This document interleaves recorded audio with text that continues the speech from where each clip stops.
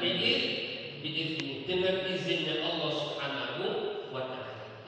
Jadi nanti kalau kita itu mencintai, senang duduk bersama dengan orang-orang soleh yang mencintai saudara kita sebagaimana mencintai kita, mencintai diri kita. Nah, mencintai saudara kita dalam perkara agama ini ternyata di dalam hadis Sahih Muslim juga termasuk mendapatkan predikat orang yang mendapatkan naungan Allah di saat tidak ada naungan lagi kecuali naungan Allah Subhanahu wa Ta'ala. Yang sering kita sebutkan sebagai apa? Sab'atun yudhilluhumullahu la ilaha illa huwa. Ada 7 golongan orang yang mendapatkan naungan di saat hari kiamat nanti kecuali naungan Allah Ta'ala. Salah satu adalah 2 orang yang saling mencintai, bertemunya karena Allah, berpisahnya juga karena Allah Subhanahu wa Ta'ala. Nah, saya ambilkan makna dari perkara mencintai ini adalah di dalam kitab Minhajul Muslim punya Al-Jaziri, ada beberapa perkara yang harus kita perhatikan di saat kita mencintai saudara kita dalam perkara agama. Ada etika-etikanya ataupun ada hak-hak yang harus kita tunaikan. Sebelumnya saya buatkan sebuah gambaran ketika ada hadis Nabi riwayat Imam Ahmad atau Broni, Rasulullah SAW bersabda, Inna hawlal arsy manabir min nurin. Sesungguhnya di seputar arsy Allah itu ada mimbar-mimbar dari cahaya. Di atasnya ada orang yang pakaiannya cahaya, wajah mereka cahaya. Mereka bukan dari golongan para nabi, bukan pula dari golongan syuhada. Nah, kan syuhada kan paling tinggi di antara manusia. Maka mereka kok jalannya kanjeng nabi, para nabi. Tapi orang yang bersyuhada dan para nabi ini iri itu hitoh, tapi yang baik, merasa iri atas anugerah yang diberikan kepada orang ini. Kemudian para sahabat berkata, ya Rasulullah, sifhum lana, siapakah mereka ya Rasulullah? Al-muta'afuna jalisuna fil, orang-orang yang bersahabat karena Allah. Ini kebetulan menggunakan kata mutajalisun, duduk dengan kata jalasa, majlis. Jadi orang-orang yang bersahabat. Wal mutazawiruna, dan orang-orang yang saling zaro mengunjungi. Nah, jadikan tiga. Jadi mereka, kata Nabi Muhammad, yang disifati orang-orang yang mendapatkan cahaya, yang para nabi dan para syuhada itu iri, kepingin seperti derajat mereka. Mereka adalah pertama orang yang al-mutahabun, orang-orang yang saling mencintai.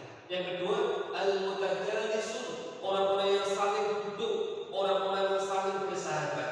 Yang ketiga adalah al-mutazawirun, orang-orang yang saling mengunjungi. Zara yazuru, mengunjungi. Hadisnya Imam Ahmad dan Imam Tabrani. Ini salah satu kemuliaan mencintai saudaranya. Bagaimana bentuk-bentuk di dalam kita mencintai saudara kita? Ada hadis Nabi menyampaikan bahwa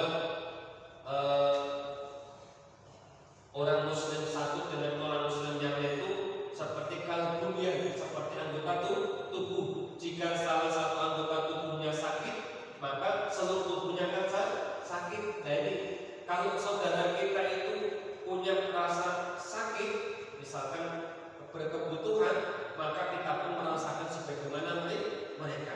Nek hadis ini diterapkan Pak, Masya Allah, tidak ada model menembak ini lagi. Oh, cerita ini, televisi sendalu di pentel lagi nanti, putih saat juga beritanya. Dengan sakit sholat, awal dewi kau sholat, itu dua ini rasul piye cara. Tapi ini masalah masalah persaudaraan muslim. Jadi kalau tidak berhubungan nasab, nanti di akhirat masih akan bertemu. Tapi kalau nasab tidak, nasab itu salah satu membunuh misalkan, hukum warisnya hilang. Contohnya itu. Maka ini adalah persaudaraan secara umum, terutama adalah persaudaraan agama. Nah, pentingnya tadi, maka pertama adalah saling tolong menolong dalam perkara agama. Kalau saudara kita belum punya pemahaman ilmu, maka kita punya kewajiban untuk menyampaikan ilmu. Kalau saudara kita ini kurang dalam perkara ibadahnya, kita punya rasa bahasa Nabi itu sariroh, duweni rasa mikir, ya Allah, sedulurku padha Islami tapi sholatnya cek angel, cek puasa angel, itu punya sampai rasa kesana. Supaya apa? Supaya mendapatkan derajat orang yang saling mencintai. Bukan yo awake dhewe itu betul sakit Bapak. Jadi Rasul itu ada surah, ada sirah, ada sarirah. Rasulullah itu yang diikuti ada perkara bentuk tubuhnya, mengikuti Rasulullah bentuk tubuhnya. Yang kedua sejarahnya. Nah, bentuk tubuh itu termasuk dalam perkara ucapan, perbuatan maupun takrir, penetapannya. Dan sirah itu adalah sejarahnya. Bagaimana Rasulullah semenjak lahir sampai wafat, termasuk perilakunya, sejarahnya. Nah, sarirah itu risaunya Rasulullah itu risaunya secara banyak kepada umat. Betul pertanggungan dibangun sampai kepada nanti umat yaumil qiyamah. Maka gambaran mencintai saudara ya seperti ini. Kita punya risau Bapak. Jangan kita biarkan saudara kita sesama muslim dalam perkara agama sampai kita biarkan dalam perkara agama. Niki hampir sedulur teng sarahipun hadis yang ke-13. Ulama memberikan saran yang demikian. Pentingnya perkara agama ini hendaklah senantiasa saudara kita sebagai bentuk kecintaan kita ajak bersama. Inilah kemudian disampaikan dalam ayat Al-Quran, kuntum khairu ummatin ukhrijat linnas ta'muruna bil ma'ruf wa tanhauna 'anil munkar. Kamu adalah umat yang terbaik. Kamu keluar dakwah menyampaikan perkara amar ma'ruf nahi munkar. Sebaliknya dalam perkara ajakan, begitu juga sebaliknya dalam perkara maksiat. Kalau saudara kita bermaksiat kepada Allah, bermaksiat dalam perkara agama, kita punya kewajiban untuk menasihati. Tidak boleh wis dewi betul. Ini kalau diterapkan hadis tidak masuk. Maka pertama tadi adalah ta'awun fiddin, yaitu tolong menolong dalam perkara agama. Kita tolong mereka kalau bermaksiat, kita ajak kembali untuk bertaubat kepada Allah Subhanahu wa Ta'ala. Nah, ada pertanyaan di sini ketika yang ada di keterangannya tafsirnya Rumaiso itu dikatakan, lupa kalau ternyata di dalam diri seseorang itu ada kebaikannya, tapi juga ada keburukannya. Bagaimana kami mencintainya? Nah, di dalam perkara keburukannya engkau tolak itu apa? Engkau hindari. Syukur bagi engkau bisa menasihatinya supaya meninggalkannya. Di dalam perkara kebaikannya maka engkau ikuti, engkau ajak. Jadi sing apik niku dideleke, tapi sing elek jenengan tolak dan engkau berikan nasihat. Ad-dinun nasihat. Ini itu dalam ujian SBY. Jadi jangan kemudian rumangsa nggih enten sederek koncone wae terus ngeten jenengan jauh, tidak. Itu tidak cara Nabi sallallahu alaihi wasallam. Kalau dia masih sesama muslim, maka kewajiban kita adalah mencintai sebagaimana kita mencintai diri kita. Yang kedua adalah hendaknya masing-masing menjadi penolong bagi sahabatnya dengan memenuhi keperluannya dan lebih mementingkan daripada dirinya sendiri. Waduh, yang paling Bapak. Jadi kalau salah yang diterangkan itu mengamalkan hadis itu wanal Bapak. Sanjurkan contoh adalah Nabiullah Ibrahim alaihis salam. Nabi Ibrahim itu dipun terangkan tentang sirah-sirah nabawiyah. Dia tidak mau makan kecuali diikuti oleh orang banyak. Jadi nek berbeda ini kok dewi itu nenggori nek nantian ngeten lebih becak dahar. Tapi kan menurut saya ketika kita menyampaikan hadis ini dalam perkara memenuhi hajat keperluan saudara kita belum secara sempurna Bapak. Dan memang salahnya begitu. Maka hadis ini bagaimana kita bisa menerapkan dengan sebaik-baiknya, tapi kemudian akan mas takortun, ya, mas itu semampu kita. Contohnya kok kanjeng Nabi matur, nek jenengan masak kambing atau kaki atau daging, maka perbanyak buahnya. Sebagai salah satu menerapkan hadis tentang mencintai saudara kita. Nek jenengan dahar kok barangnya sekedhik mampu umpat kiri gitu nggih. Mboten kok mampu durian diketok-ketoke sebagai ben ketok mampu durian disebut wong sugih gitu kan.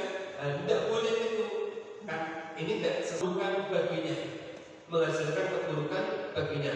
Miso-miso kemudian mencaci, mencela tidak diperkenankan. Kecuali yang baik untuk kebaikan. Contohnya apa? Tawassul bil haqqi wa tawassul bis sabr. Mengajak dan menasihati di dalam perkara kebaikan. Nah, yang terakhir, hadis ini mengajarkan kepada kita untuk menjauhi perkara hasad, terutama hasad Bapak. Ya, tentang tafsir tentang saat ini hasad, tentang ini hasad. Sarai dakobil itu hasan. Hadis ini mengajarkan kepada kita untuk menjauhi hasan. Ya. Kisahnya kan banyak itu ya. Ada hadis Nabi, iyyakum wal hasada fa innal hasada yaqulul hasanati karena taqulul khatabah. Jauhilah oleh kamu sekalian hasad. Hasad itu memakan kebaikan, laksana api memakan kayu bakar. Hasad itu yang paling gampang disebut iri utawi dengki, atau orang yang punya sifat 4 perkara. Jadi tasqiyatul nufus diterangkan. Pertama, orang yang punya keinginan nikmat yang ada pada orang lain itu hilang. Itu hasad Bapak.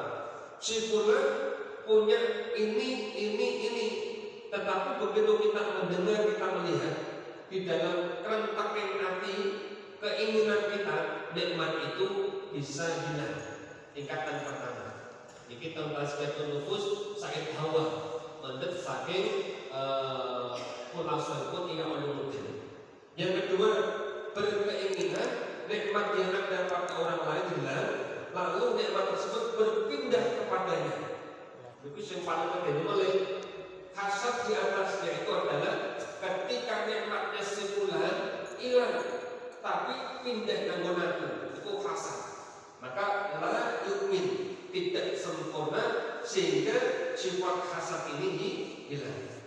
Yang ketiga, tingkatan yang ketiga adalah tidak punya maksud pada nikmat orang lain, namun ia ingin orang lain tetap dalam keadaan yang miskin dan bodoh, sebagaimana kita misalkan. Jadi tidak punya apa maksud nikmati itu hilang tidak, tapi yang menjadi orang miskin terus, jadi orang bodoh terus katanya. Dua sifat katanya itu sampai termasuk sifat hasad.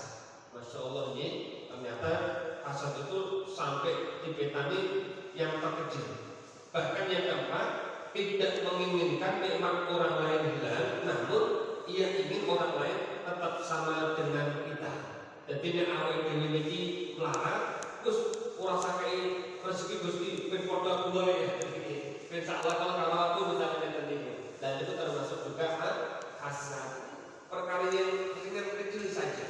Maka ada kisah dulu pernah saya sampaikan ketika Rasul menyampaikan bahwa ada orang yang dijamin masuk ke surga, ternyata yang datang namanya Abdullah bin Salam.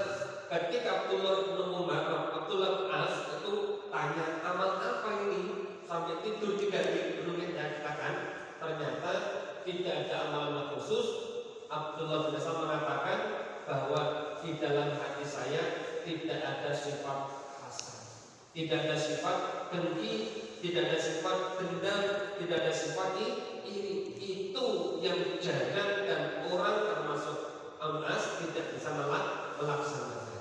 Nah, hasad itu hanya diperbolehkan dalam 2 perkara Bapak. La hasada illa bil nataini. Tidak boleh ada hasad kecuali di dalam 2 bentuk, 2 perkara. Siapa? Pertama, rajulun atau malan fasallitu ala anatihi fil haqqi, yaitu orang yang punya harta tetapi harta itu dipergunakan untuk sedekah, untuk membantu orang lain di jalan Allah pagi dan petang. Itu boleh kita iri, ya Allah, si fulan ini kok orang yang dermawan sekali, seperti itu ya Allah, boleh. Yang kedua adalah walaupun atau hikmah, orang yang diberikan ilmu, diberikan hikmah, ada mengatakan diberikan pemahaman agama, bahwa yang dia mu'allimuha, setiap hari diamalkan ilmu tersebut. Nah, kita boleh kepingin seperti mereka, boleh asal seperti itu boleh. Ya Allah, saya kepingin seperti si fulan, ya Allah, bisa punya hikmah, punya ilmu, tinggalkan. Assalamualaikum warahmatullahi wabarakatuh. Innal hamdalillah wassalatu wassalamu ala Rasulillah la haula wala quwwata illa billah. Bapak sekalian, insyaallah hari ini atau pekan ini adalah bulan Muharram, bulan yang dimuliakan oleh Allah Subhanahu wa taala. Ada satu sisi kemuliaan Allah letakkan pada hari Asyura, yaitu pada hari yang ke-10. Sunnah Rasulullah SAW dianjurkan kita untuk senantiasa berpuasa, terutama puasa Asyura. Apa fadilahnya? Yukaffiru salamadiyah, Allah akan mengampuni dosa kita selama 1 tahun. Supaya berbeda dengan puasanya orang-orang Yahudi, maka berpuasalah pada hari ke-9, puasa Tasuk, ataupun manakala tidak mampu, puasa tanggal 11. Insyaallah, semoga Allah senantiasa anugerahkan kita kemampuan. Amin ya rabbal alamin. Assalamualaikum warahmatullahi wabarakatuh. Matur suwun Bapak Kyai Alim ingkang sampun maringi penjelasan menika. Sekian, wassalamualaikum warahmatullahi wabarakatuh.